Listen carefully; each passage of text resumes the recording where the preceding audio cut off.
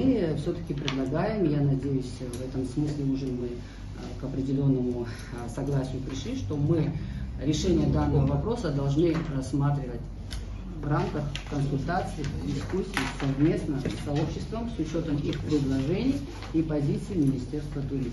У нас перевозки пассажиров, в данном случае между Республикой Абхазия и Российской Федерацией, регулируются межправительственными соглашениями. Значит, у нас есть две категории автотранспортных средств, которые могут заниматься перевозкой пассажиров между двумя странами. Я сейчас не о внутренней говорю ситуации, а перевозка между, значит, нашими странами. Это автобус, то есть автотранспортное средство, предназначенное для перевозки пассажиров, имеющее не менее 9 мест. Он классифицируется как автобус.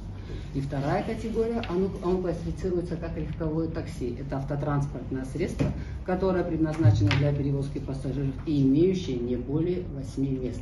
Именно исходя из вот этой категории, так как это международная перевозка, мы должны с вами обсуждать дальнейший контекст решения данной проблематики. И второе, также это межправ соглашение регулирует две формы перевозки. Регулярные, это в данном случае, если есть график, маршрут с пунктами назначения, и нерегулярные.